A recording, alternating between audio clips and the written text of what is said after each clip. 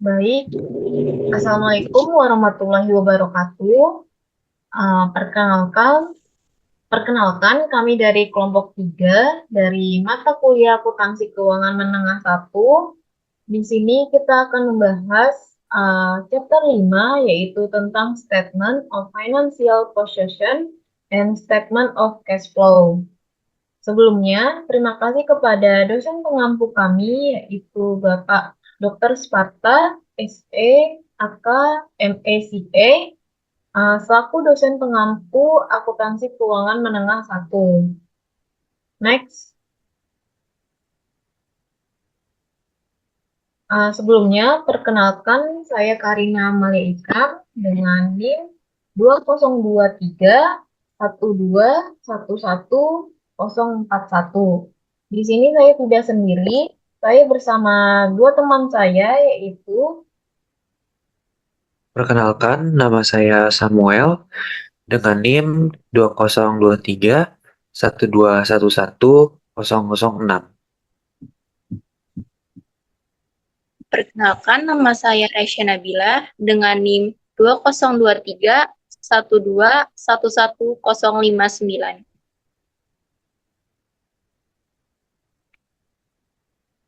Dan masuk ke dalam materi, yang pertama adalah tujuan pembelajaran. Pertama itu untuk mengetahui fungsi, limitasi, dan klasifikasi dari laporan posisi keuangan. Yang kedua, untuk mengetahui bentuk dari laporan posisi keuangan. Yang ketiga, eh, kita diharapkan mampu mempersiapkan klasifikasi dari laporan posisi keuangan. Yang keempat, dari sisi cash flow atau arus kas, yaitu menjelaskan tujuan, isi, persiapan, dan kegunaan dari laporan arus kas. Yang kelima, mampu mengetahui catatan untuk laporan arus kas. Dan dari laporan posisi keuangan atau disebut dengan neraca.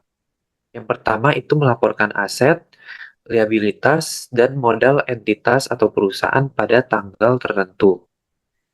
Yang kedua, itu memberikan informasi tentang sumber daya, kewajiban kepada kreditur, dan ekuitas dalam sumber daya bersih. Yang ketiga, membantu dalam memprediksi jumlah, waktu, dan ketidakpastian arus kas masa depan.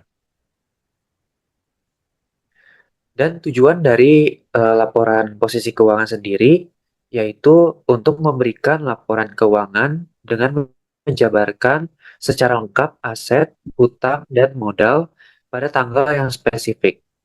Yang kedua yaitu menyajikan informasi secara detail. Dan yang ketiga itu membantu entitas atau perusahaan untuk memperkirakan arus kas di masa depan.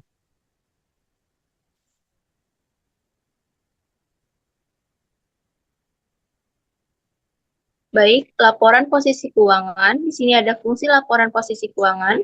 Yang pertama, menghitung tingkat pengembalian atau rate of return. Yang kedua, evaluasi terhadap struktur permodalan pada entitas. Yang ketiga, adanya penilaian terhadap risiko dan arus kas di masa depan. Yang keempat, penilaian likuidasi, solvensi, serta financial flexibility.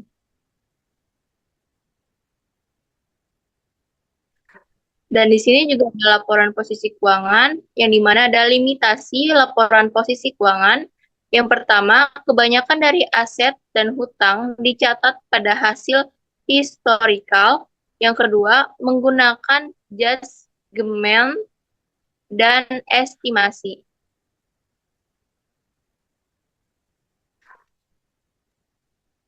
Selanjutnya ada elemen atau bagian dari laporan posisi keuangan. Jadi elemennya itu ada tiga, ada aset, liabilitas, dan ekuitas. Yang pertama itu ada aset. Jadi aset itu harta sumber daya yang dimiliki oleh perusahaan yang diperoleh di masa lalu dengan fungsi untuk menghasilkan manfaat atau nilai ekonomi atau pendapatan di masa depan. Nah, misalnya tuh perusahaan uh, sebelumnya deh, yaitu sebelumnya perusahaan pasti mempunyai persediaan. Harapannya itu pasti persediaan itu akan dijual dan mendapatkan uang untuk pendapatan bagi perusahaan. Lalu next, yang kedua tuh liabilitas. Jadi liabilitas adalah kewajiban yang perlu dibayar oleh suatu perusahaan yang timbul akibat peristiwa di masa lalu. Misalnya tuh perusahaan pasti mempunyai hutang di bank. Nah, untuk melunasi hutang tersebut, pasti harus ada sumber daya atau aset yang harus dikeluarkan oleh perusahaan. Nah, perusahaan itu pasti akan menggunakan kas perusahaannya. Next. Lalu yang terakhir ada ekuitas. Jadi ekuitas itu adalah kekayaan bersih suatu perusahaan yang dihitung dari selisih total aset dan kewajiban. Ekuitas mencerminkan nilai nyata dari kontribusi pemilik, investasi, dan keberhasilan perusahaan.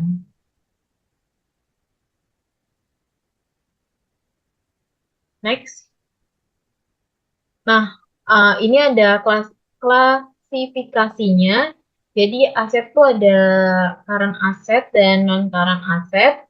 Lalu equity dan liabilitas. Uh, Liabilitas ada non current liability dan current liabilities. Next.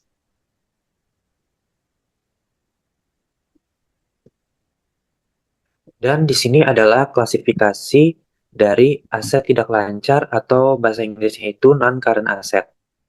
Yang pertama adalah investasi jangka panjang yang bisa berbentuk seperti saham, obligasi, atau wesel tagih, seperti long term notes payable.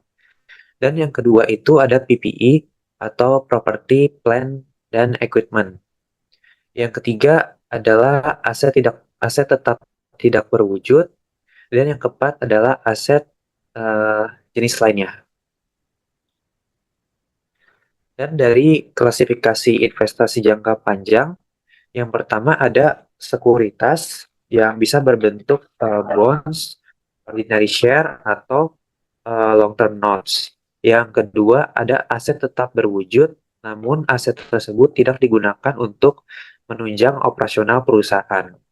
Dan yang ketiga itu ada dana khusus dengan beberapa jenis seperti yang pertama ada sinking fund atau dana yang disisihkan untuk melunasi jangka panjang atau obligasi. Yang kedua ada pension fund atau dana pensiun yang disiapkan untuk karyawan atau pekerja. Dan yang ketiga ada non-plan expansion fund atau dana yang disiapkan dengan tujuan untuk mengembangkan usaha atau membesarkan usaha. Dan yang keempat ada non-consolidated subsidiaries atau investasi pada perusahaan yang terdapat hubungan seperti pada anak perusahaan. Dan ini adalah tabel dari investment in debt dan equity securities. Ada portofolio, tipe, valuasi, dan klasifikasi dari masing-masing debt dan equity securities.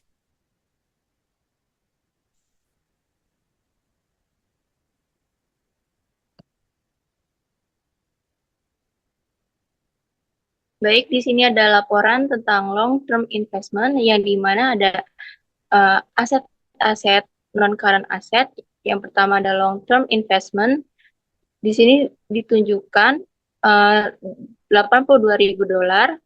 Terus juga ada land held for future development. Di situ ada 5.500 yang dimana kedua aset tersebut akan berdampak bertambah di sebuah kredit. Terus juga ada aset property, plant, and equipment yang memiliki akun land, buildings, dan accumulated depresiasi. Untuk datanya, di sini ada land itu sebesar 125.000, buildings itu ada $975.800, dan di sini ada less akumulasi depresiasi itu 341.200, yang dimana di sini akan mengurangi transaksi tersebut dan berjumlah atau bertotal sebesar 759.600.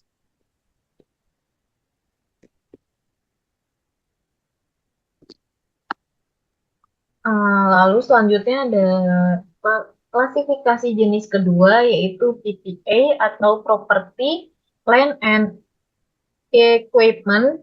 Jadi PPA itu adalah aset tetap yang tangible, yang yang menggunakan jangka panjang yang digunakan untuk keberlangsungan operasional dari perusahaan bisnis. PPA itu contohnya itu ada tanah, bangunan, mesin, furniture, alat dan mineral atau SDA. Lalu PPA ini akan mengalami depresiasi atau depresi semua jenisnya kecuali untuk tanah. Tanah tidak mengalami depresiasi. Next. Nah, ini tampilan PPA dalam Statement of Financial Possession. Jadi yang di tanda panah merah itu land angkanya 125.000, lalu buildings 975.800, lalu pasti building akan mengalami depresiasi, jadi building akan dikurang sama akumulasi depresiasi sebesar 341.200.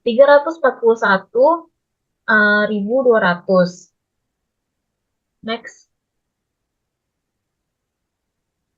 Selanjutnya ada klasifikasi dari aset tidak berwujud. Yang pertama itu kurangnya substantif fisik dan bukan merupakan instrumen keuangan. Yang kedua, contohnya seperti paten, hak cipta, waralaba, niat baik, merek dagang, nama dagang, dan daftar pelanggan. Yang ketiga, secara berkala, nilai penurunan nilai aset tidak berwujud yang umurnya tidak terbatas. Dan ini adalah contoh dari aset tetap tidak berwujud. Itu ada capitalized development cost, itu dengan nilai 6.000, ditambah dengan goodwill dengan nilai 66.000, dan aset tidak berwujud lainnya dengan nilai 28.000. Sehingga jika dijumlahkan semua dari aset tidak berwujud, itu ada 100.000. Dan ditotal dengan total non-current aset hasilnya ada 947.100.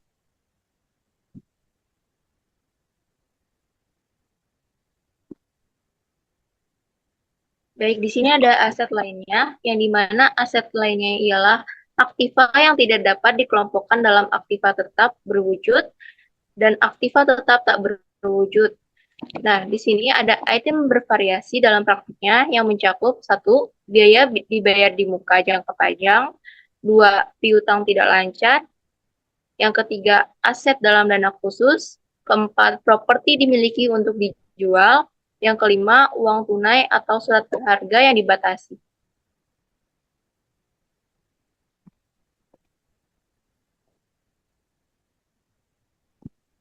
Di sini ada aset lancar yang dimana kas dan aset lain yang diharapkan perusahaan dapat diubah menjadi uang tunai, dijual, atau dikonsumsi dalam 1 tahun, atau dalam 1 siklus operasi. Nah, contohnya inventory akan disajikan di neraca sebesar lower of cost or net realizable value cost. Terus prepaid expense akan disajikan di neraca sebesar cost. Lalu receivable akan disajikan di sebuah neraca sebesar estimate amount collectible. Lanjut short term investment akan disajikan di sebuah neraca sebesar generally atau fair value-nya, dan cash and cash equivalent akan disajikan di dalam laporan neraca sebesar fair value.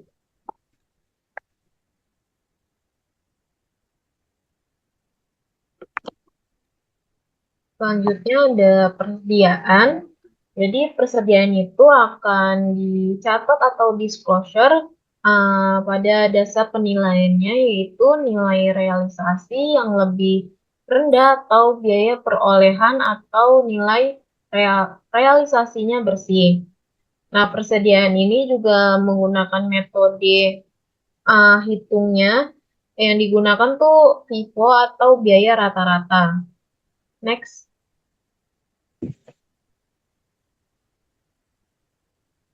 Nah, ini tampilan di statement financial position dalam inventory. Jadi, dia tuh hanya satu akun aja di tanda panah inventory sebesar 489.713. Next.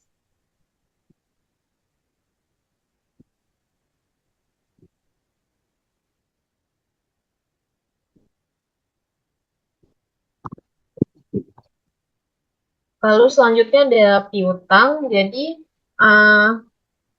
kategori utama piutang harus ditampilkan dalam laporan posisi keuangan atau catatan terkait. Yang pertama, perusahaan harus mengidentifikasi dengan jelas. Maksudnya mengidentifikasi, jadi kita harus membedakan kategori piutang tuh masuk ke apakah hutang dagang atau hutang dari pihak luar atau pihak internal. Lalu kedua, kerugian yang diantisipasi karena tidak tertagihnya. Ketiga, jumlah dan sifat piutang non-usaha. Seperti yang pertama, kita harus membedakan apakah hutang tersebut termasuk hutang dagang, jasa, atau yang lainnya. Lalu keempat, piutang dijadikan jaminan. Maksudnya jaminan bukan hanya properti saja, tapi bisa piutang yang lainnya.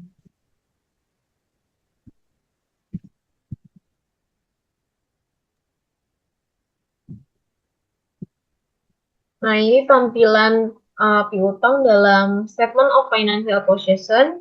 Jadi, dia ada account receivable sama dikurang sama AFDA. Jadi, itu account receivable sebesar 165.824, sedangkan AFDA 1.850. Jadi, dikurang sama AFDA totalnya 163.974. Next. Dan di sini ada klasifikasi dari biaya dari muka, yaitu pembayaran tunai. Ya, pengertiannya pembayaran tunai yaitu dicatat sebagai aset karena jasa atau manfaat yang ada diterima di masa depan. Jadi kita udah mengeluarkan uang atau cash, tapi kita belum menerima manfaatnya. Pembayaran tunai sebelum biaya dicatat. Pembayaran di muka seringkali terjadi berhubungan dengan ada asuransi, sewa, pajak, periklanan, ataupun persediaan. Dan ini adalah contoh dari biaya dibayar di muka seperti beban dengan jumlah 16.252, penyajiannya di Statement of Financial Position. Dan ini adalah contoh dari klasifikasi short term investment berdasarkan portofolio, tipe, valuasi, dan klasifikasinya.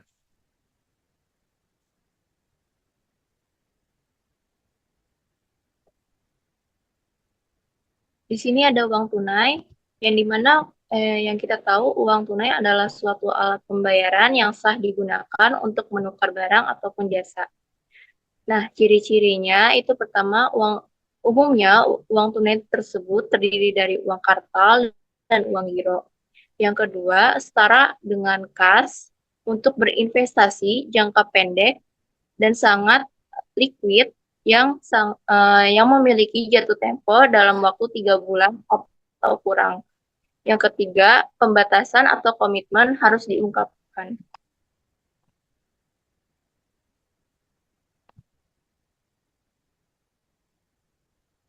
Nah, di sini ada laporan dari KAS di Statement of Financial Position. Yang ditanda merah itu adalah akun KAS and KAS equivalent yang memiliki saldo 52.485.000 dan memiliki jumlah itu 773.454.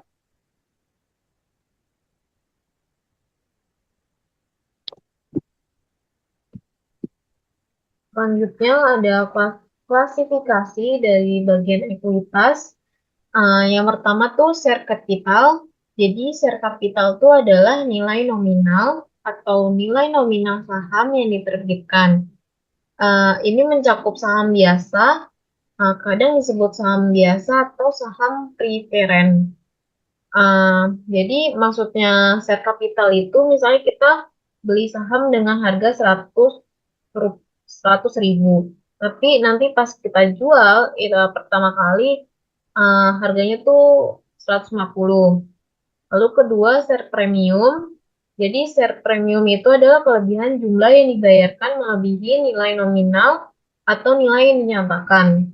Jadi tadi kan share capital jadi kita nilai jualnya itu 150. Jadi kelebihan 50-nya itu masuk ke share premium. Lalu ketiga ada return and earnings. Jadi RE ini adalah pendapatan perusahaan yang tidak didistribusikan atau kumpulan dari laba atau keuntungan yang ditahan. Keempat, accumulated other comprehensive income. Itu adalah jumlah agregat item pendapatan komprehensif lainnya. Maksudnya itu adalah beberapa pendapatan yang tidak dicatat dalam laba rugi. Lalu kelima ada treasury share, adalah umumnya jumlah saham biasanya yang dibeli kembali atau bisa disebut saham perusahaan yang dibeli oleh perusahaan itu sendiri. Lalu keenam ada non-controlling interest, yaitu bagian dari ekuitas anak perusahaan yang tidak dimiliki oleh perusahaan pelapor. Atau artinya yaitu perusahaan asli yang misalnya perusahaan A membeli perusahaan B hanya 80%, sisanya itu bisa disebut dengan non-controlling interest. Next. Nah, ini tampilan equity dalam Statement of Financial Position. Yang pertama itu ada share capital preference yang sebesar $300.000. Lalu ada share capital ordinary sebesar 400.000. Lalu ada share premium preference sebesar 10.000.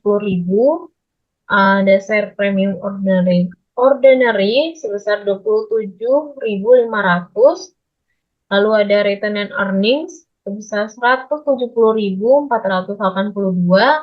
Lalu ada accumulated other comprehensive income atau loss yaitu sebesar 8.650 dan dikurang dengan treasury share sebesar 12.750. Lalu next.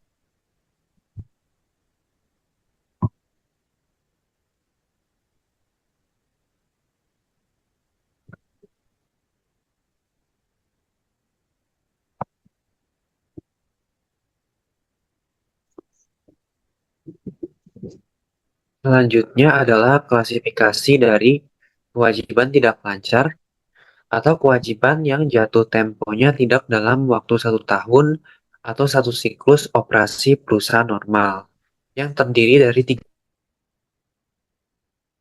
liabilitas yang berasal dari pembiayaan tertentu seperti penerbitan obligasi, utang sewa guna usaha, dan utang bank jangka panjang. Yang kedua ada liabilitas yang berasal dari kegiatan operasional sehari-hari perusahaan, seperti kewajiban pensiun dan kewajiban pajak tanggungan. Yang ketiga adalah liabilitas yang bergantung pada terjadi atau tidak terjadinya suatu peristiwa di masa depan seperti tuntutan atau litigasi.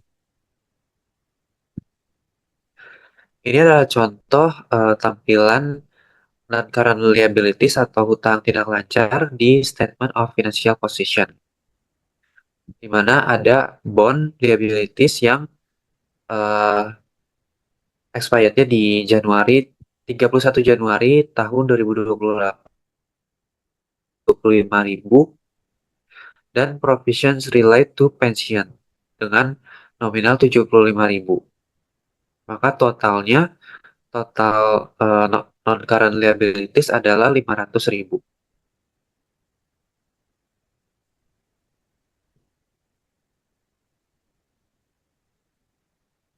Baik, di sini ada kewajiban lancar yang dimana kewajiban yang umumnya diharapkan perusahaan untuk diselesaikan dalam siklus operasi normal atau 1 tahun.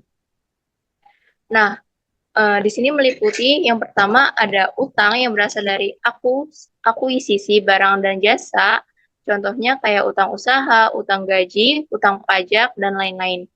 Yang kedua, adanya penagihan yang diterima di muka sebelum barang dikirimkan atau jasa yang diberikan.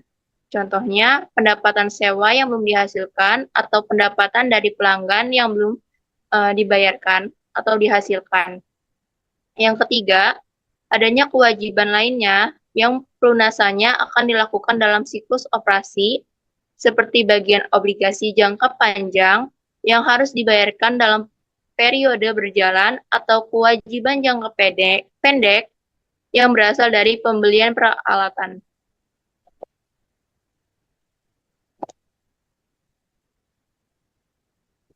Nah, di sini ada suatu laporan dari current liabilities, yang dimana current liabilities ini mencakup dengan notes payable sebesar 80.000, ada account payable itu sebesar 197.532.000,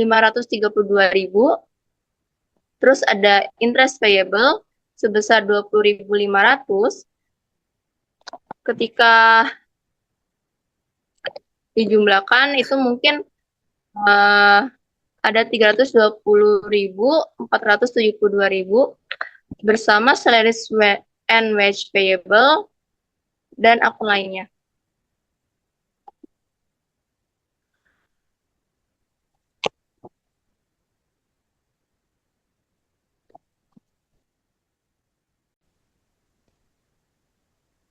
Baik, selanjutnya ada penyusunan laporan posisi keuangan.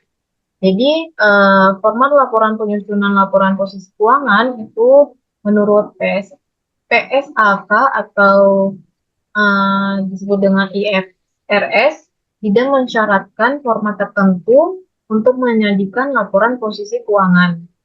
Secara umum, ada dua bentuk laporan posisi keuangan yang biasa diikuti oleh perusahaan, yaitu bentuk yang pertama ada akun atau yang sering disebut dengan account form. Lalu ada yang kedua ada bentuk laporan yang sering disebut dengan report form. Next.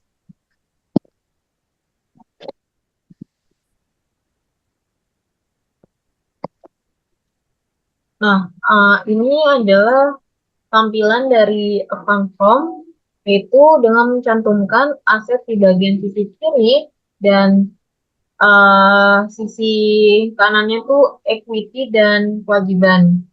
Jadi kelemahan dari account form ini itu adalah penyajiannya menggunakan ruang yang cukup luas. Seringkali account form ini membutuhkan dua halaman yang berhadapan. Next.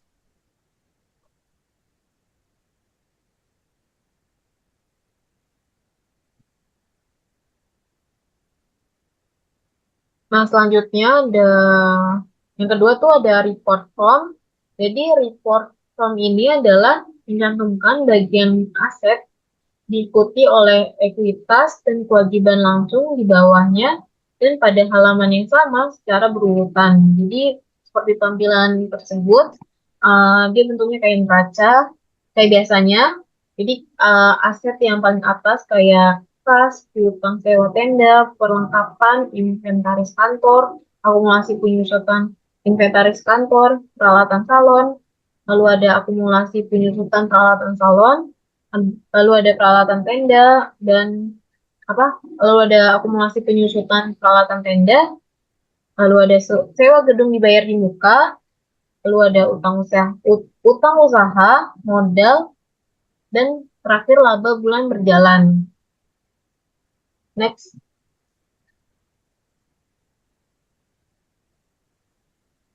Dan dari laporan arus kas sendiri merupakan laporan yang menyajikan informasi terkait arus kas masuk dan arus kas keluar, dan setara kas suatu entitas atau perusahaan untuk suatu periode tertentu. Melalui laporan arus kas, pengguna laporan keuangan dapat mengetahui bagaimana entitas atau perusahaan menghasilkan dan menggunakan kas dan setara kas. Dan dari laporan arus kas sendiri memiliki tujuan. Tujuan utamanya laporan arus kas adalah menyajikan informasi tentang perubahan arus kas dan setara kas yang berasal dari penerimaan kas dan pengeluaran kas suatu entitas atau perusahaan untuk suatu periode tertentu.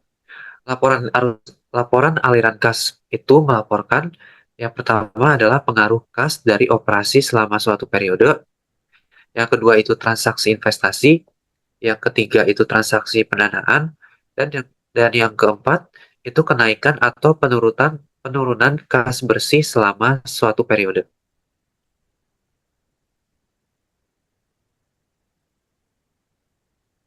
Baik, di sini ada kegunaan laporan arus kas. Yang pertama, mengevaluasi kemampuan entitas atau perusahaan dalam menghasilkan kas dan setara kas, waktu dan kepastian dalam menghasilkannya. Yang kedua, mengevaluasi struktur keuangan entitas, termasuk likuiditas dan solvabilitas, dan kemampuannya dalam memenuhi kewajiban dan membayar dividen. Yang ketiga, memahami pos yang menjadi selisih antara laba dan rugi periode berjalan dengan arus kas neto dari kegiatan operasi akrual. Oke, next. Nah, di sini ada isi dan format dalam laporan arus kas. Yang pertama, aktivitas operasional. Yang kedua, adanya aktivitas investasi. Yang ketiga, adanya aktivitas pendanaan. Oke, next.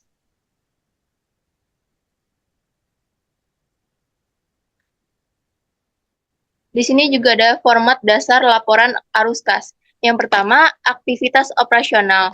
Aktivitas ini penghasilan utamanya pendapatan perusahaan dan aktivitas lain yang bukan merupakan aktivitas investasi dan aktivitas pendanaan. Nah, di sini ada satu arus kas masuk yang dimana penjualan barang dan jasa, terus ada penerimaan komisi, adanya pendapatan bunga, dan penerimaan dividen. Yang kedua, adanya arus kas keluar yang dimana pembayaran kepada pemasok, pegawai, pajak, dan bunga pinjaman.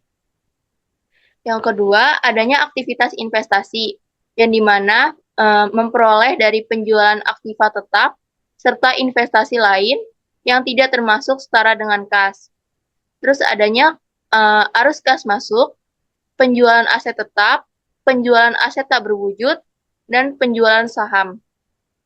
Dan ada juga arus kas keluar yang dimana pembelian aset tetap, pembelian aset tak berwujud, serta pembelian investasi saham.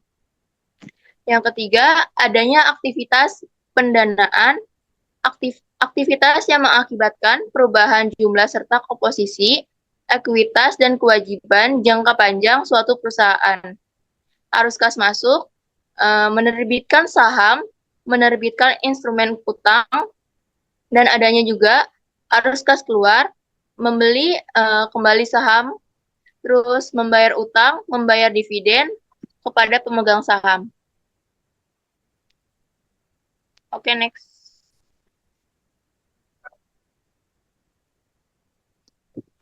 Nah, selanjutnya ada format dasar laporan arus kas. Jadi, format ini adalah format arus kas masuk dan arus kas keluar yang diklasifikasikan menurut aktivitasnya. Jadi, yang pertama tuh ada aktivitas operasional. Jadi, aktivitas operasional berkaitan dengan laba bersih. Jadi, ketika penerimaan kas atau pendapatan yang melebihi pengeluaran kas atau beban, itu akan arus kas masuk ke pool kas. Lalu ketika pengeluaran kas atau beban melebihi penerimaan kas atau pendapatan, maka dari pool kas itu arus kas keluar. Lalu yang kedua ada aktivitas investasi yang berkaitan dengan investasi properti, tanah, dan gedung atau bangunan. Jadi ketika penjualan properti baik seperti pabrik dan peralatan, terus lalu ada penjualan sekuritas utang atau ekuitas entitas lainnya, lalu ada penagihan pinjaman dari entitas lain, maka itu penjualan dan penagihan tersebut akan um, arusnya itu akan masuk ke kas.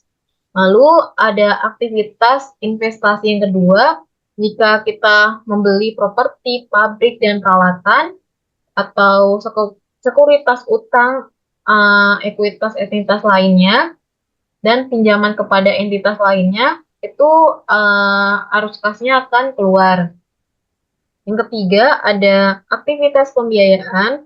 Jadi aktivitas pembiayaan ini berkaitan dengan liabilitas dan equity. Jadi ketika perusahaan menerbitkan sekuritas atau ekuitas dan penerbitan utang seperti obligasi dan wesel, itu pasti arus kasnya akan masuk ke pool kas.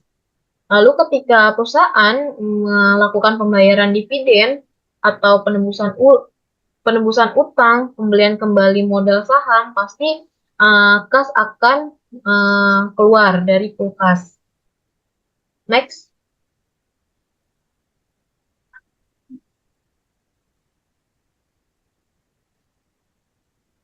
Nah, selanjutnya ada sumber informasi. Jadi, informasi untuk membuat laporan aliran kas berasal dari yang pertama, laporan posisi keuangan komparatif. Jadi, laporan posisi keuangan untuk jadi harus ada dua laporan. Jadi, saya laporan posisi keuangan untuk 2 periode. Jadi, misalnya kalau misalnya kita mau bikin laporan arus kas 2021, kita pasti butuh yang komparatif. Jadi, kita harus membutuhkan laporan posisi keuangan tahun sebelumnya. Yang kedua, laporan laba rugi komprehensif periode berjalan. Jadi, kalau kita mau bikin laporan posisi arus kas 2021, kita juga butuh laporan laba rugi 2021. Jadi, kita nggak perlu kayak laporan posisi keuangan komparatif. Jadi, laporan laba rugi hanya membutuhkan periode itu saja. Yang ketiga, ada data transaksi terpilih. Informasi ini berkaitan dengan tentang non-cash transaksi, jadi dia nggak ada kaitannya sama cash. Contohnya, perusahaan bayar hutang jangka panjang dengan menerbitkan saham termasuk non-cash transaksi dan tidak masuk ke dalam laporan arus kas. Oke, next. Dan ini adalah penyusunan laporan arus kas dari aktivitas operasi. Yang pertama ada arus kas dari aktivitas operasi. Arus kas dari aktivitas operasi dapat disajikan dengan 2 metode, yaitu metode langsung dan metode tidak langsung. Metode langsung yang menyajikan kelompok utama penerimaan kas bruto atau kotor dan pembayaran kas bruto. Metode tidak langsung dimulai dengan laba rugi periode berjalan dan menyesuaikan laba rugi tersebut dengan transaksi non-kas, akrual, dan tangguhan dari pos penghasilan atau pengeluaran dalam aktivitas investasi dan pendanaan. Penyusunan laporan arus kas dari aktivitas operasi, metode langsung. Metode langsung memperinci arus kas aktual dari kegiatan operasi entitas atau perusahaan. Ketika metode ini digunakan, informasi dapat diperoleh dari catatan akuntansi entitas atau perusahaan atau dengan menyesuaikan penjualan, beban pokok penjualan, dan pos-pos lain dalam laporan laba rugi komprehensif. Dan penyusunan laporan arus kas dari aktivitas operasi metode tidak langsung.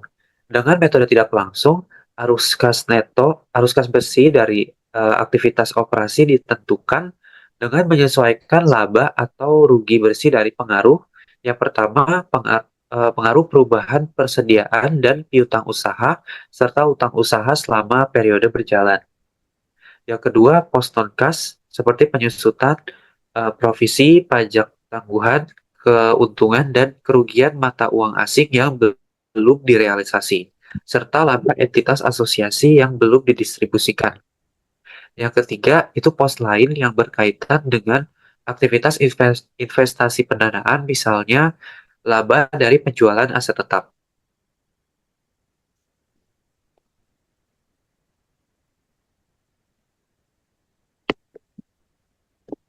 Di sini ada laporan bagian aktivitas operasi menggunakan metode langsung.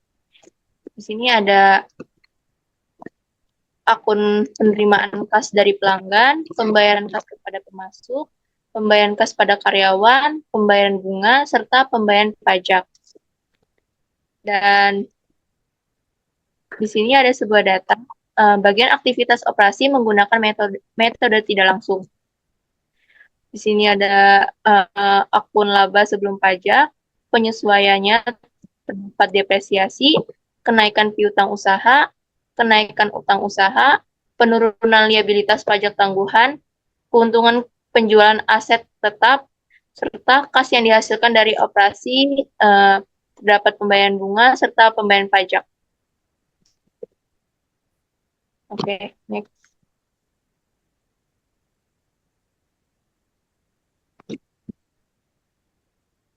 Arus kas dari aktivitas investasi itu biasanya memuat informasi yang relevan bagi investor karena informasi tersebut memiliki perubahan aset-aset jangka panjang, memberikan suatu informasi tentang kapasitas operasi dan potensi laba yang dihasilkan dari suatu arus kas di masa depan. Yang kedua, bagian ini juga membantu pengguna dalam menilai apakah suatu entitas perusahaan hanya mempertahankan kapasitas atau meningkatkan kapasitas, dan apakah entitas hanya secara pasif melakukan investasi pada instrumen, ekuitas, dan utang. Oke, next. Dan di sini juga ada laporan atau gambaran ilustrasi dari laporan arus kas bagian aktivitas investasi. Adanya perolehan dari penjualan aset senilai 24.884.000 dan pembelian aset tetap dan aset tak berwujud. Di sini berpengaruh memiliki nilai 319.604 juta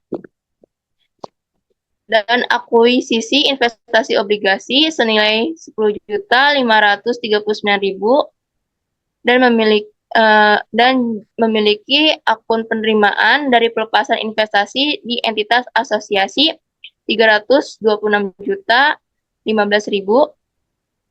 yang bertotal atau memiliki arus kas neto dari aktivitas investasi tersebut 20.756.000.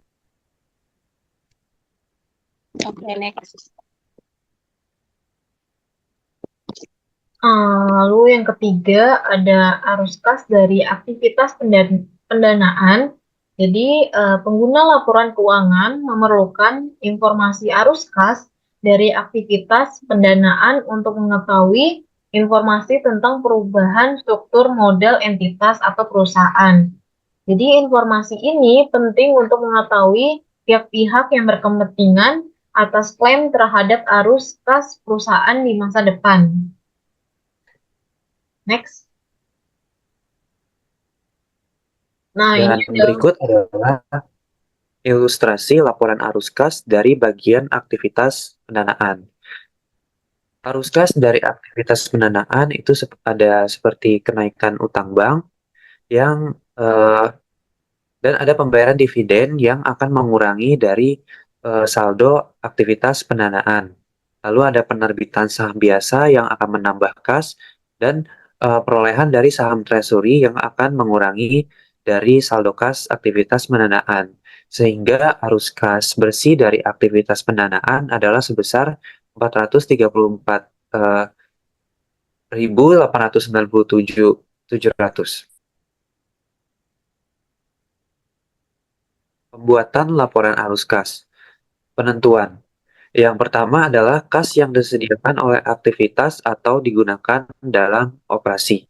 Yang kedua, kas yang disediakan oleh atau digunakan dalam aktivitas investasi dan pembiayaan.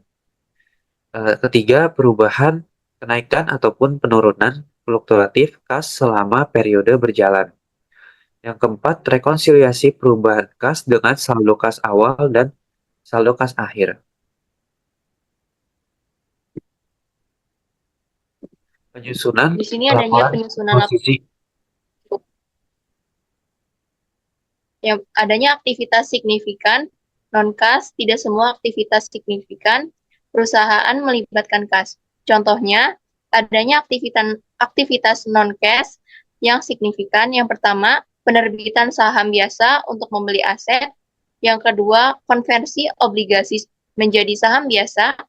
Yang ketiga, penerbitan surat utang untuk membeli aset. Dan yang terakhir, adanya pertukaran aset jangka panjang. Oke, next.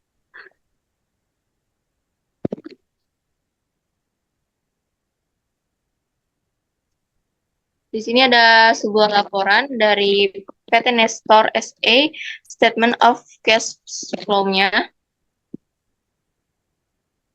Dan disajikan beberapa akun, ada net income-nya itu 320 euro.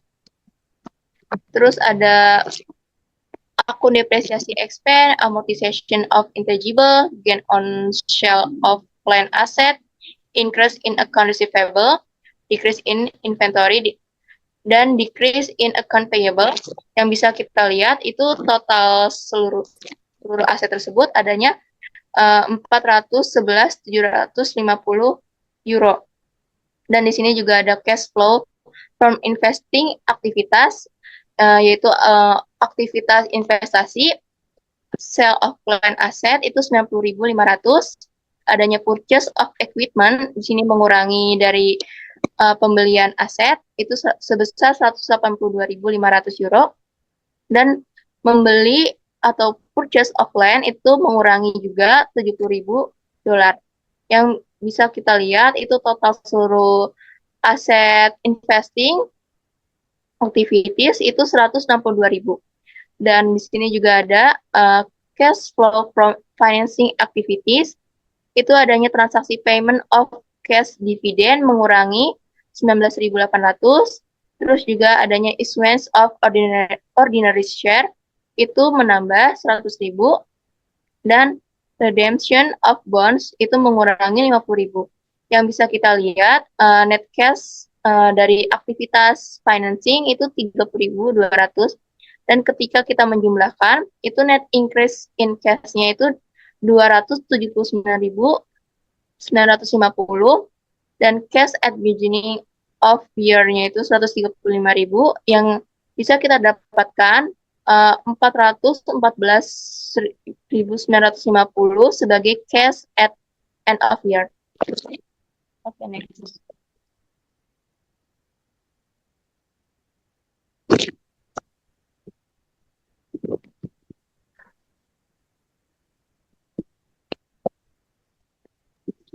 Lalu selanjutnya ada kegunaan laporan arus kas.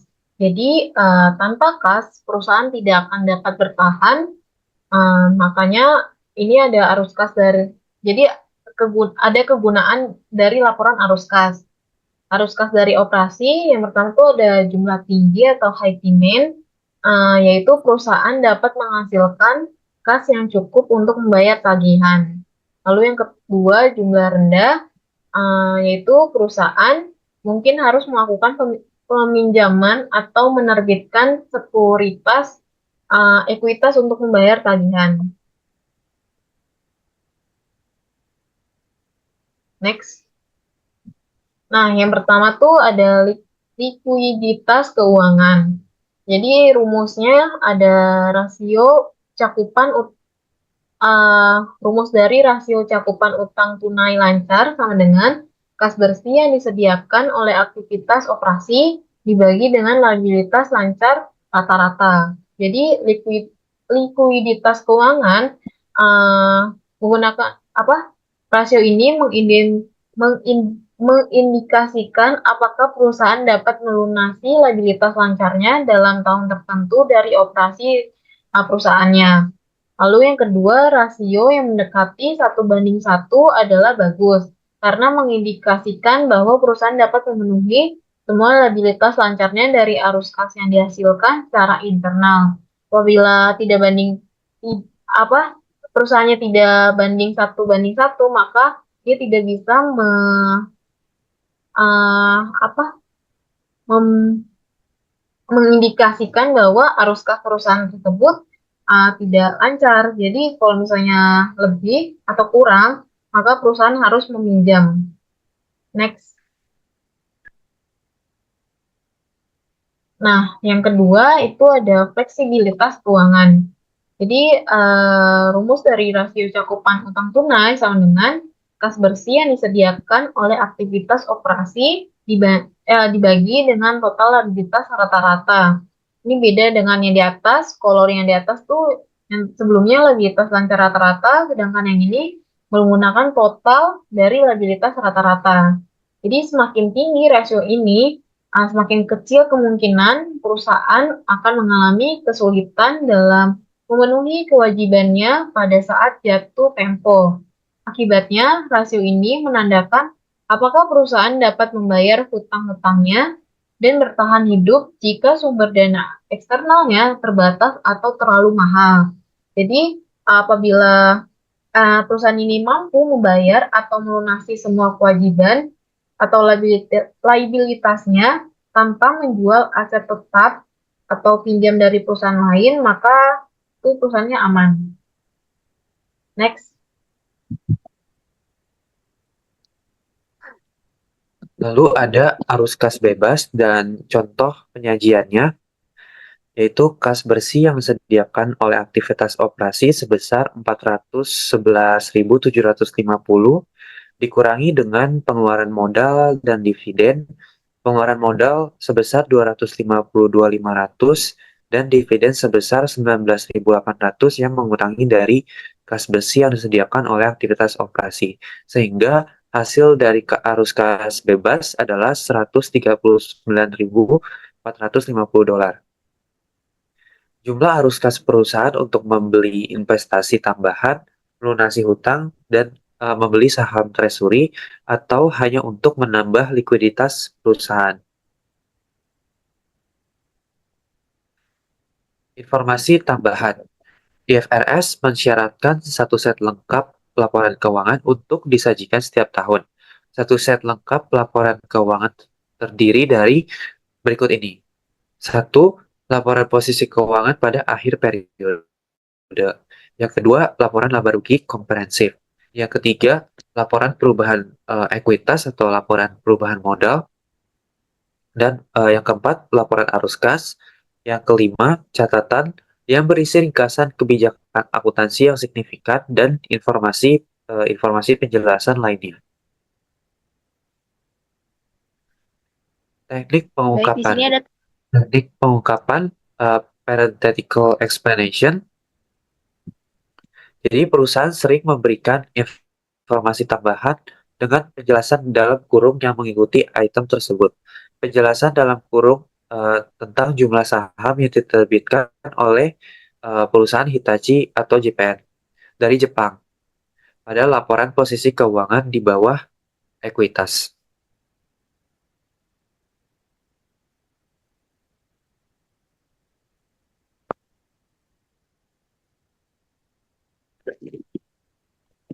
Di sini ada teknik pengungkapan.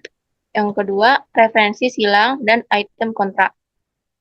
Perusahaan referensi silang hubungan langsung antara aset dan liabilitas pada laporan posisi keuangan.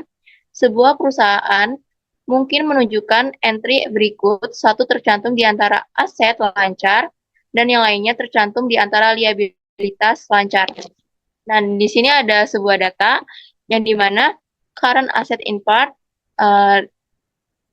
akun cash on deposit with sinking fund trust for redemption of bonds payable itu senilai $800.000, dan ada akun current liabilities bonds payable to be redeemed in 2019 itu sebesar $2.300.000. Oke, next.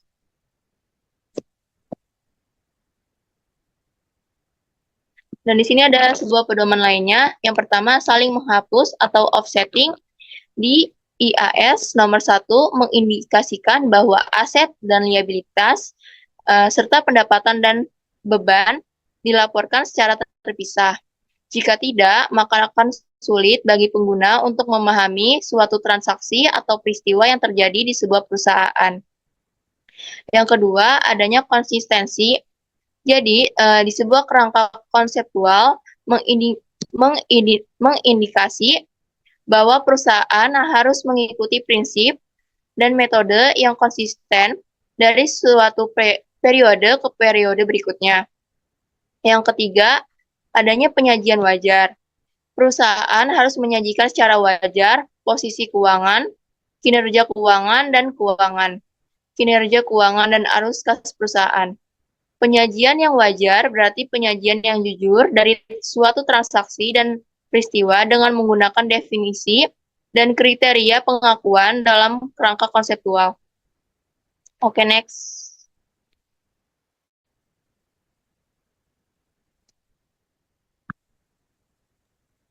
Selanjutnya ada ringkasan rasio keuangan. Jadi rasionya ada liquidity ratio dan profitability ratio. Jadi yang pertama tuh ada current ratio atau rasio saat ini. Rumusnya itu aset lancar dibagi dengan kewajiban lancar. Tujuannya untuk mengukur kemampuan membayar utang jangka pendek. Lalu yang kedua ada acid test quick ratio. Rumusnya itu cash tambah investasi jangka pendek tambah piutang dibagi dengan kewajiban lancar. Tujuannya untuk mengukur likuiditas jangka pendek segera. Yang ketiga ada account receivable turnover. Rumusnya net penjualan kredit bersih dibagi dengan rata-rata piutang usaha bersih. Tujuannya untuk mengukur likuiditas piutang usaha. Keempat, inventory turnover, yaitu rumusnya harga pokok penjualan dibagi dengan persediaan rata-rata. Tujuannya untuk mengukur likuiditas persediaan. Lalu ada kita lanjut ke rasio profitability. Yang kelima ada profit margin. Rumusnya laba bersih dibagi dengan penjualan bersih. Tujuannya untuk mengukur pendapatan bersih yang dihasilkan oleh masing-masing unit mata uang penjualan. Lalu yang keenam ada aset turnover, yaitu rumusnya penjualan bersih dibagi dengan total aset rata-rata. Tujuannya untuk mengukur berapa efisiensi aset digunakan untuk menghasilkan penjualan. Lalu yang ketujuh ada return on asset. Rumusnya laba bersih dibagi dengan total aset rata-rata. Tujuannya untuk mengukur profitabilitas aset secara keseluruhan. Next.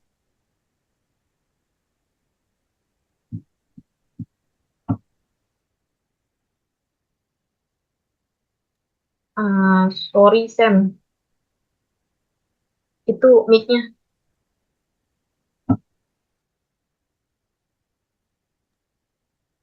Yang kedelapan itu ada return ordinary shareholders equity.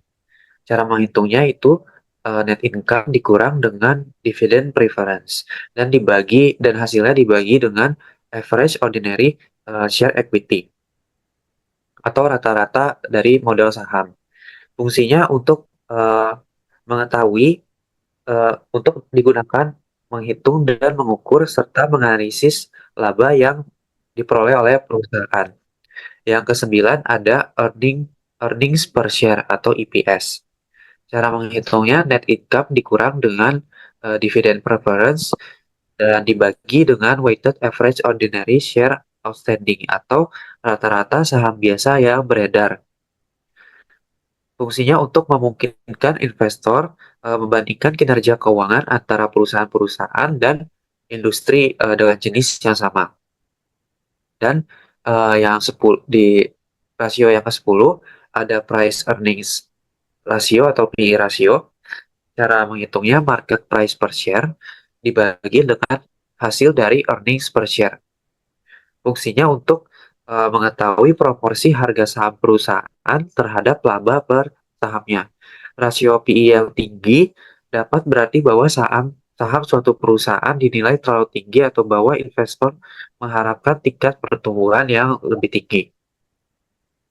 Rasio yang ke-11 itu payout ratio, cara menghitungnya cash dividends yang cash dividend declared on ordinary share atau dividen tunai yang diumumkan atas saham biasa dibagi dengan laba bersih. Fungsinya untuk mengetahui rasio pembayaran dividen untuk menunjukkan seberapa besar bagian dari laba bersih perusahaan yang dibagikan dalam bentuk dividen. Rasio ini dapat membantu investor memahami kebijakan dividen perusahaan dan prioritasnya dalam membagikan keuntungan kepada para pemegang saham. Dan dari sisi solvency ratio ada dua rasio terakhir. Rasio ke-12 debt to asset ratio. Cara untuk menghitungnya total liabilities atau total hutang dibagi dengan total aset. Debt to asset ratio merupakan rasio hutang yang digunakan untuk mengukur perbandingan antara total hutang dengan total aktivanya. Dengan kata lain, seberapa besar aktiva perusahaan dibiayai oleh hutang atau seberapa besar hutang perusahaan berpengaruh terhadap pengelolaan dari aktiva. Dan rasio yang terakhir, yang ke-13, time interest earned, yaitu cara menghitungnya net income, laba bersih ditambah dengan beban bunga, ditambah lagi dengan beban pendapatan pajak, dan dibagi dengan beban bunga. Fungsinya adalah rasio solvabilitas yang menentukan seberapa baik perusahaan dapat membayar bunga atas hutang-hutang di bisnisnya. Rasio ini merupakan ukuran kemampuan perusahaan untuk memenuhi kewajiban utangnya berdasarkan pendapatannya di masa kini. Berikut 13 rasio yang ada.